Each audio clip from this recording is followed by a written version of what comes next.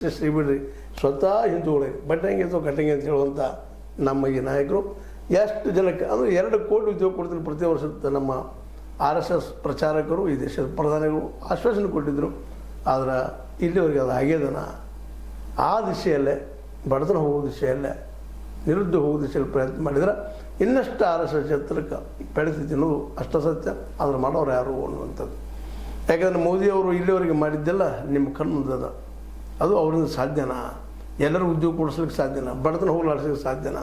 ಅದು ಇನ್ನು ಸ್ವತಃ ಅವರು ವಿಚಾರ ಮಾಡುವಂಥದ್ದು. ಅದಕ್ಕಾಗಿ ಈ ಸಂದರ್ಭದಲ್ಲಿ ಮೋದಿಯವ್ರನ್ನ ಬದಲಾಯಿಸ್ತಾರ ಅನ್ನುವಂಥ ಮಾತುಗಳು ಬರ್ತಾ ಇದ್ದಾವೆ.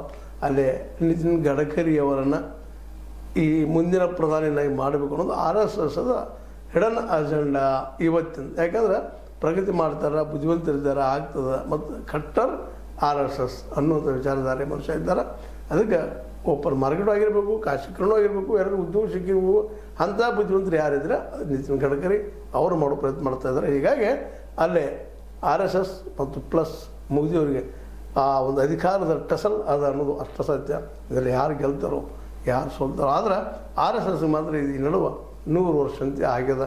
ಇನ್ನಾದರೂ ಮುಂದಿನ ದಿನದಲ್ಲೇ ಯಾವ ರೀತಿಯಾಗಿ ತನ್ನದೇ ಆದಂಥ ವಿಚಾರಗಳನ್ನು ಮಂಡಿಸ್ಬೋದು ಇದು ಅಂತ ಹೇಳ್ತಾ, ಏನಾದರೂ ಆಗಲಿ RSS ಮಾತ್ರ ನಿಧಾನಕ್ಕೆ ಅಧಿಕಾರಕ್ಕಾಗಿ ಆಗಲಿ ಯಾವುದೋ ಕಾರಣಕ್ಕಾಗಲಿ ಬದಲಾವಣೆ ಆಗ್ತದೆ. ಎಲ್ಲರೂ ತನ್ನ ತೆಕ್ಕೆ ತೆಗೆದುಕೊಳ್ಳಿಕ್ಕಂಥದ್ದು ಒಂದು ಸಮಾಧಾನಕರ ವಿಷಯ. ಆದರೆ ಇದು ಪ್ರಾಮಾಣಿಕವಾಗಿ ಆದಷ್ಟು ಭಾಳ ಒಳ್ಳೆಯದು ಅಂತ ಹೇಳ್ತಾ, ಇದು ನಿಮ್ಮ ಲೈಕ್ ಆಗಿರ್ಬೋದು. ಲೈಕ್ ಮಾಡಿ, ಶೇರ್ ಮಾಡಿ, ಕಾಮೆಂಟ್ ಮಾಡಿ, ಜೊತೆಗೆ ಸಬ್ಸ್ಕ್ರೈಬ್ ಆಗೋದು ನಿಲ್ಲಿಸ್ಕೋಬೇಡಿ. S16 ನ್ಯೂಸ್ ಅರ್ಥಾತ್ ಚಿತ್ರವಿದು ವಂದನೆಗಳು.